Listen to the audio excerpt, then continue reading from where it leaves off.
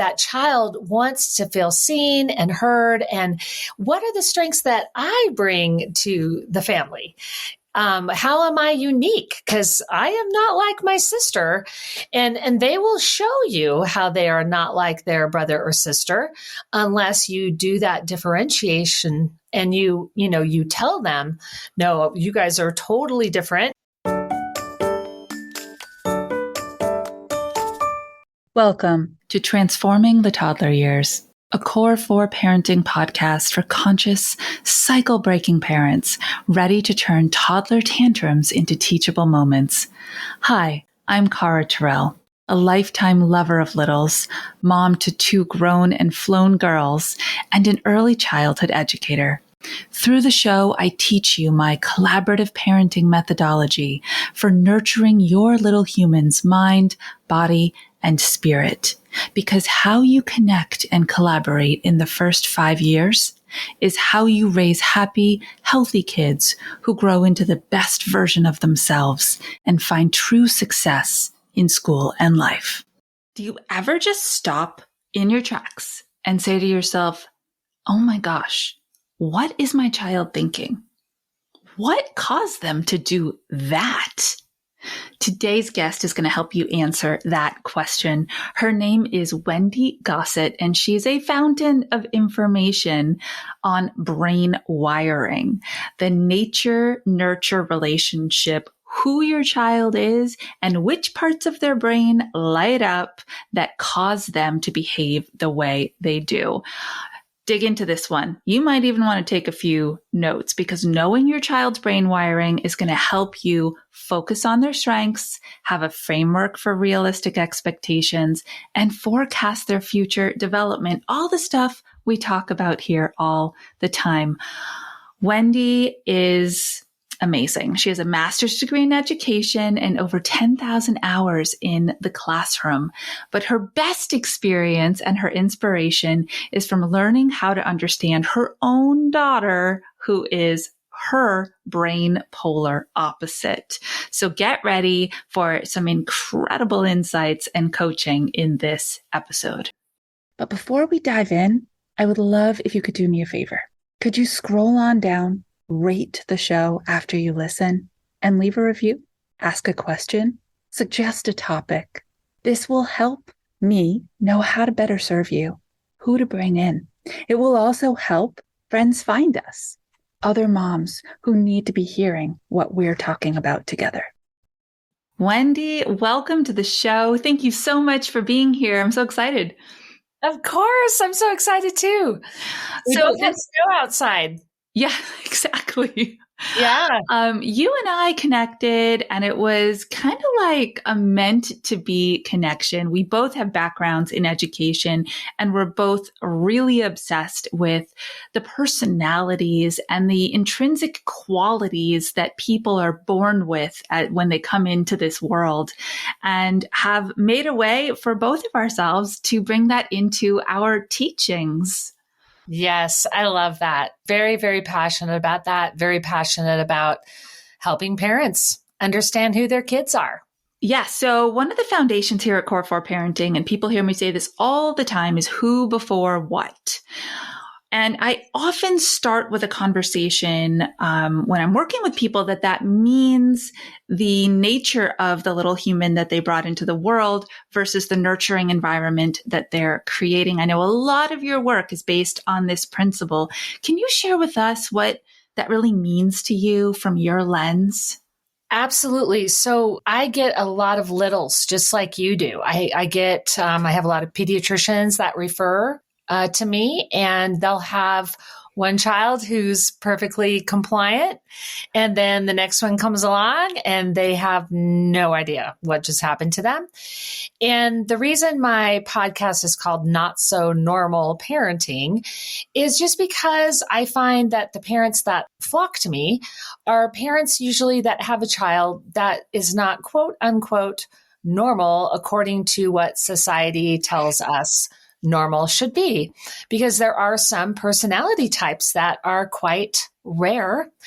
And a lot of times it's these normal, quote unquote, normal parents that are calling me because the expectations they have set for this child are not working out with this child's behavior. The discipline they've learned about, the techniques that worked for them, that worked for the other child are not working.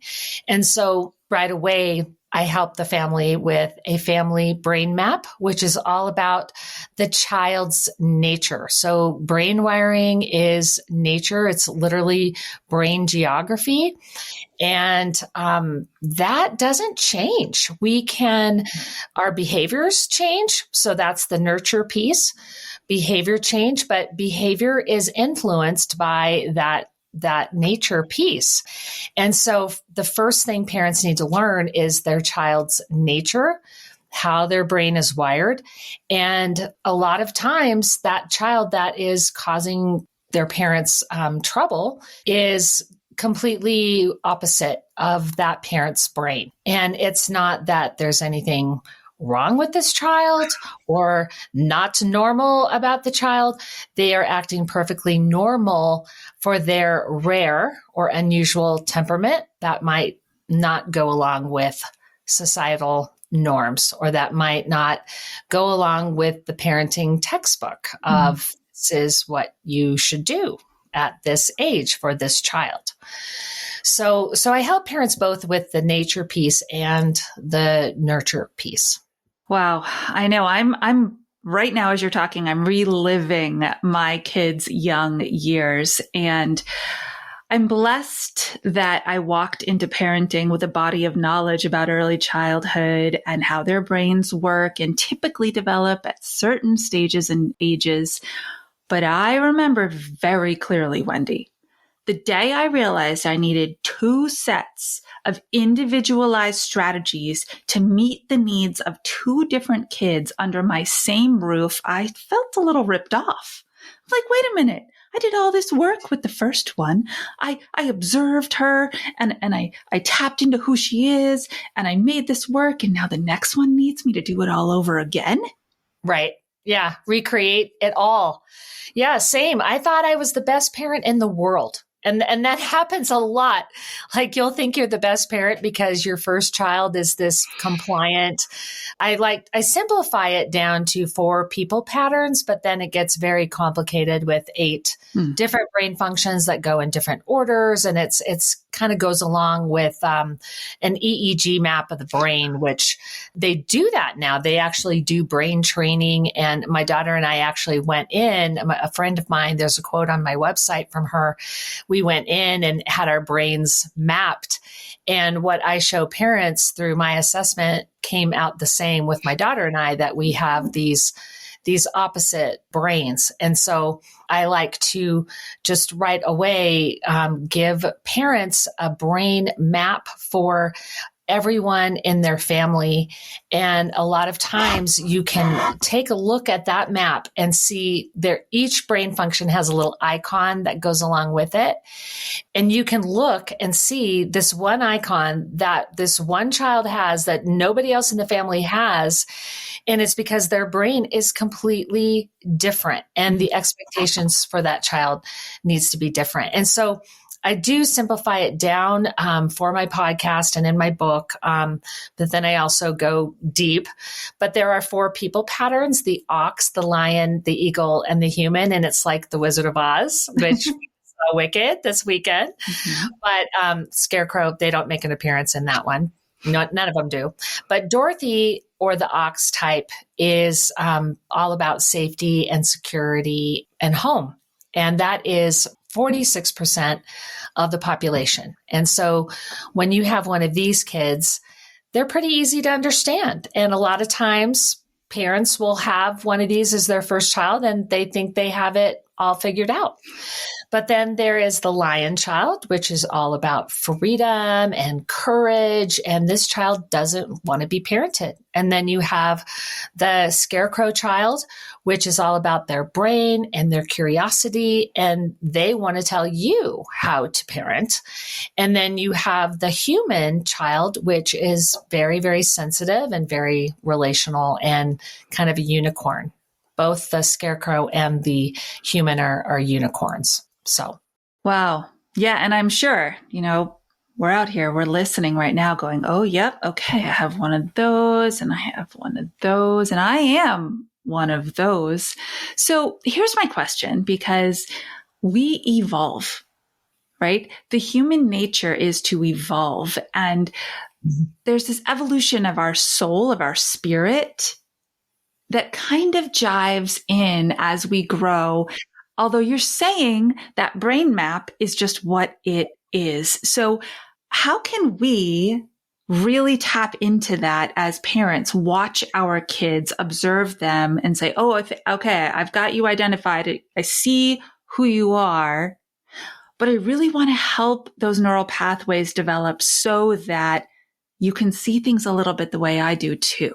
How do we do that? Absolutely. So it's, I heard you talk about it on your podcast as well. It's all about model, model, model. So once the parent understands how their brain is wired and so what lens they're looking through, they can talk to their children all the time about, this is what I like because I am the ox type. I'm the Dorothy type. So I like things neat. And, my emotional regulation is kind of going into the yellow zone because things aren't neat right now. And I know that you are this amazing free-spirited lion type who just loves to go around and get out all the toys all at once. And it's not as easy as these 4 types, by the way, because the lion type can have 3 different number 1 brain functions. So each lion looks very different. There's a lion that looks like a kitty cat, a very sensitive lion.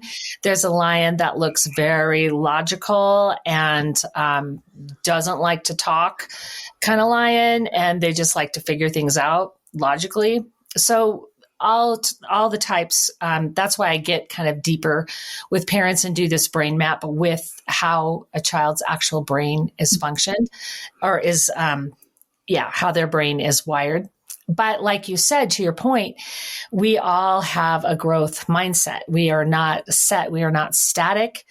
And so, but it does help a parent see what they can realistically expect from this child and what they're going to have to coach and teach from this child. Like for myself, I just automatically thought my daughter was going to be like me. She was going to be an extroverted feeler. She was going to love to talk about her feelings and go shopping and spend quality time with me. And her brain is completely opposite.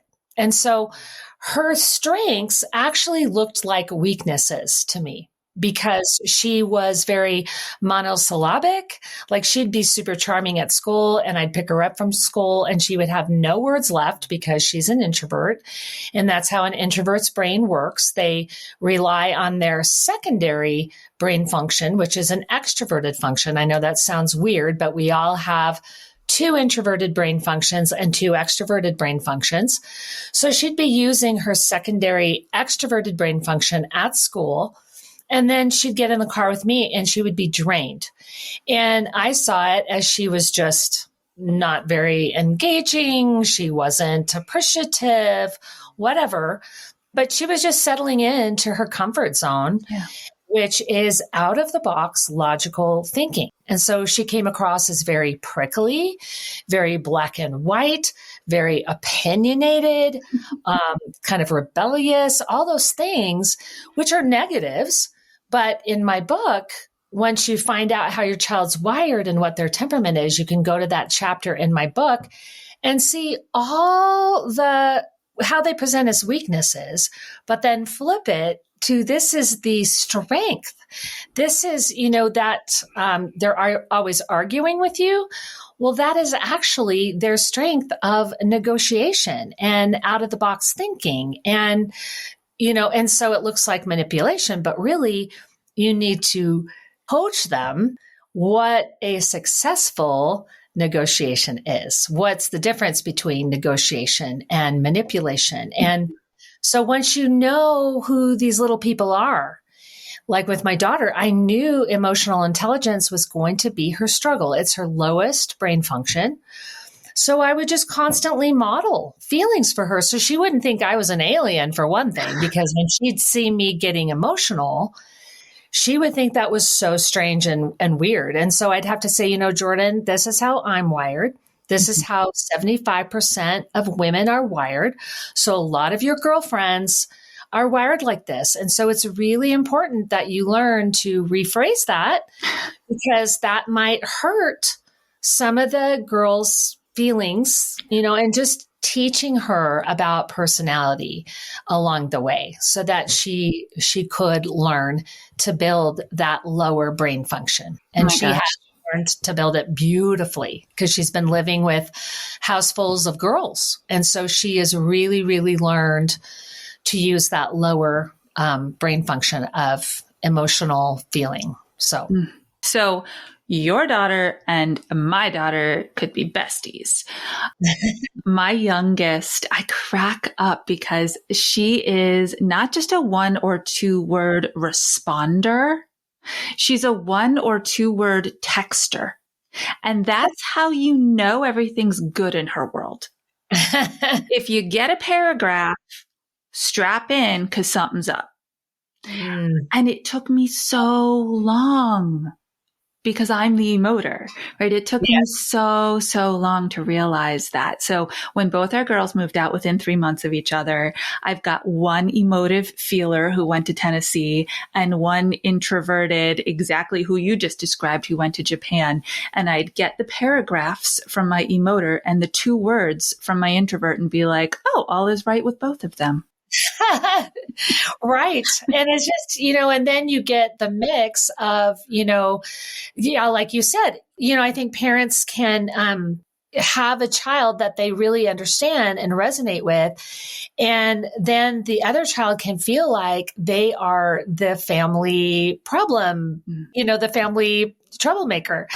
And so that's why it's so important to have that differentiation, because I tell parents that that's where rebellion comes from, is differentiation. That child wants to feel seen and heard. And what are the strengths that I bring to the family?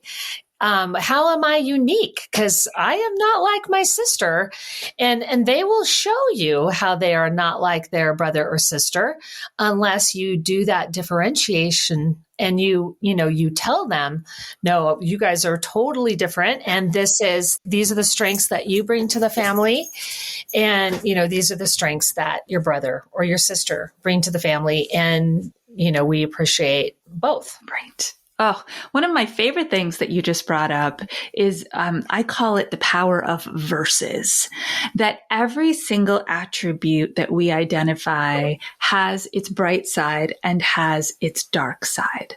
And I love that you brought that up, right? One of, when I did a study during COVID, because I love to learn and I was just out there. So I took the Science of Happiness course that Yale University was offering for free, since none of us were particularly thrilled with the world at that time.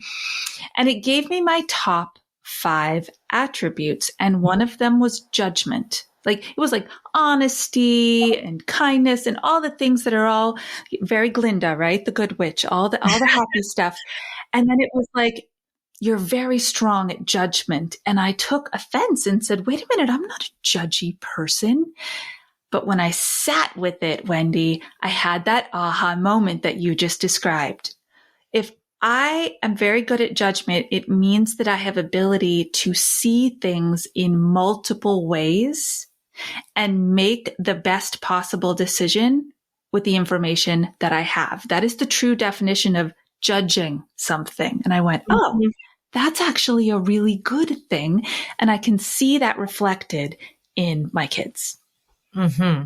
Absolutely. And there are ways that we can, reframe for our kids as well, because, our society, not so much anymore as much, but in my family, my son is the feeler and my daughter is the thinker. And so you have that topsy-turvy thing going on with them as well. And so it's just so important to see who that child is. And, so many things are geared towards be resilient, be gritty, or like a psychologist, a famous psychologist that's out there will say, just do it, just make a decision and do it.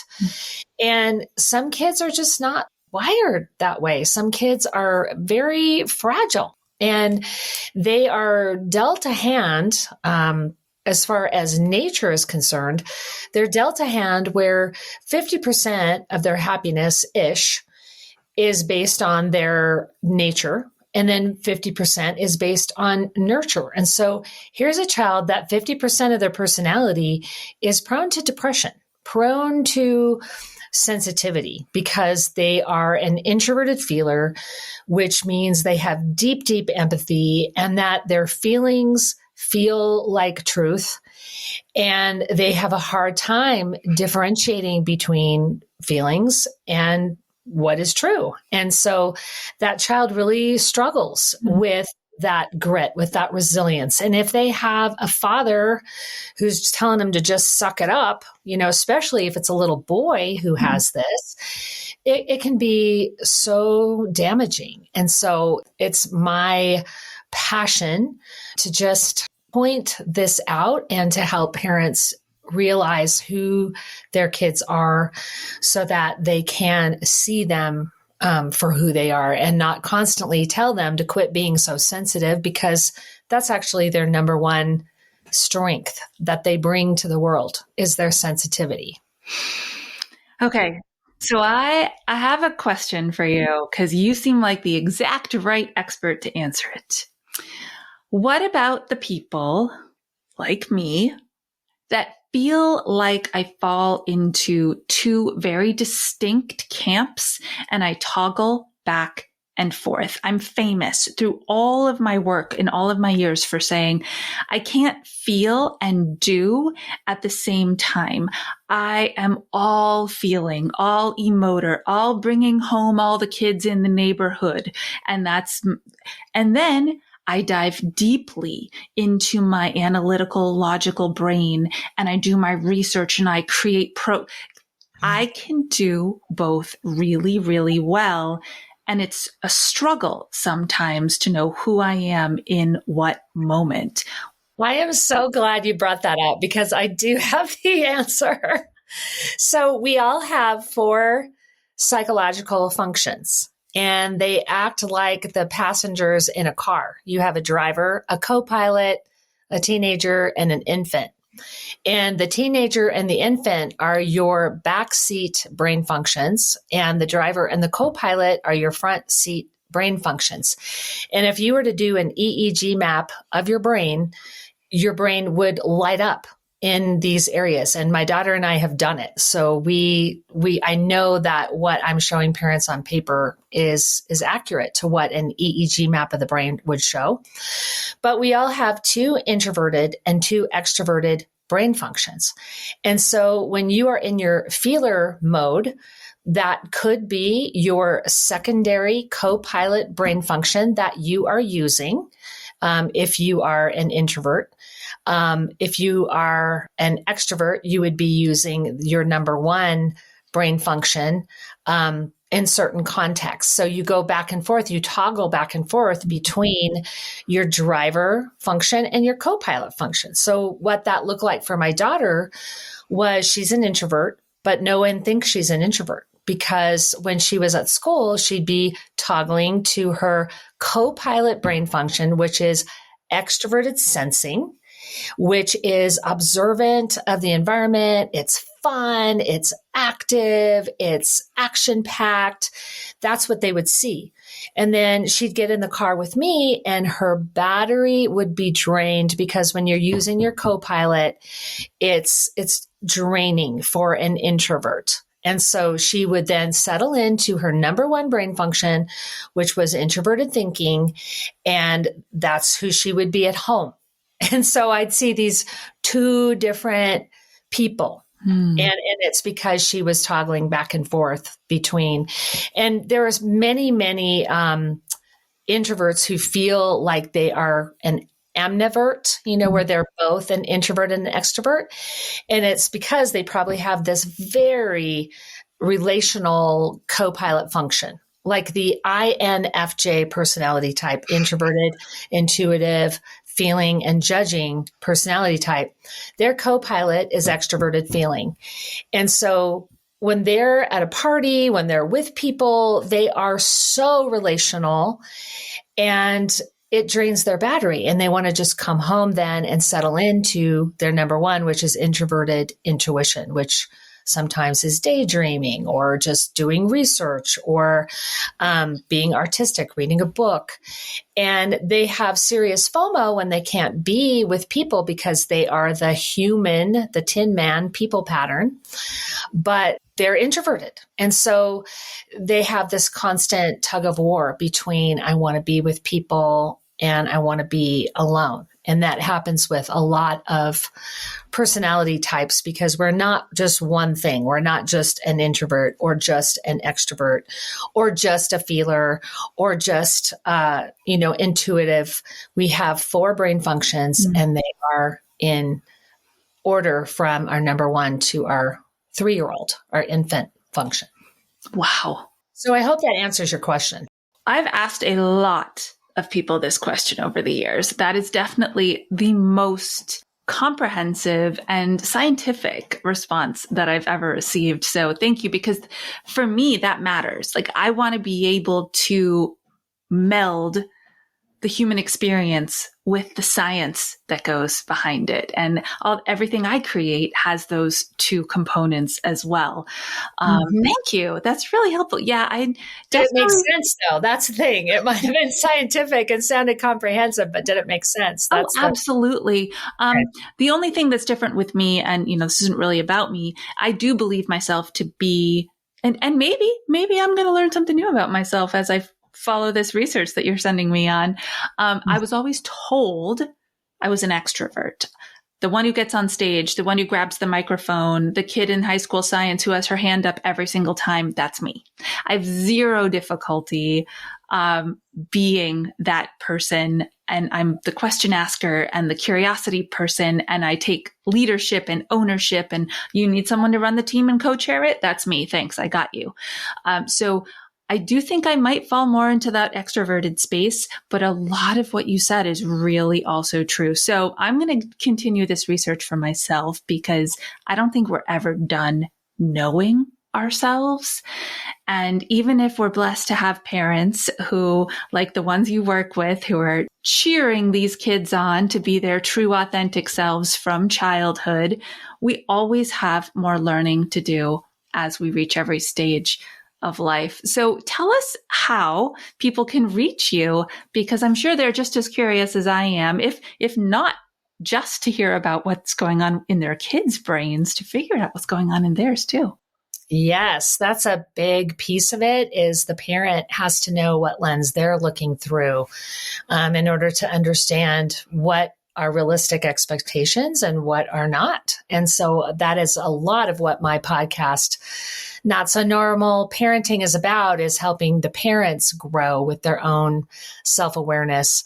So you can find me at Not So Normal Parenting Podcast on all podcast platforms. My website is wendygossett.com, Gossett, Gossett. And I have a book called Your Child's Inner Drive, Parenting by Personality from Toddlers to Teens. And you can it could be a DIY if you wanted. You could go to my website and take a free test for your child and then purchase my book and look up their temperament there and learn all about it. Or you can go to my podcast then and learn all about your child's temperament from there. Or you can book a session with me, a brain mapping session, where we cover it all and we do the brain maps for everyone in the family. And that's just the nature piece. And then there's the whole nurture piece, which is, it goes into a whole nother assessment, which assesses behavior patterns. So yes, you have this brain wiring, but then how does that brain wiring influence your behavior pattern, like how you show up in the world?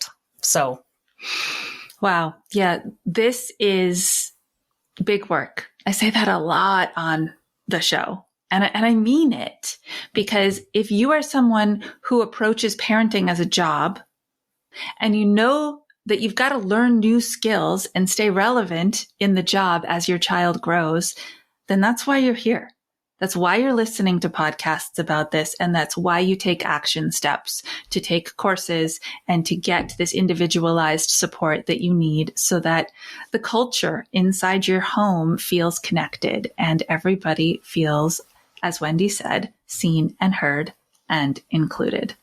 Thank you, Wendy, so much for your time and your expertise and the way that you've described things so that we really get them. Absolutely. I'm glad that came across. So thank you for having me. All right, everybody. Until our next episode, you know what to do. Stay mindful and proactive as we transform the toddler years.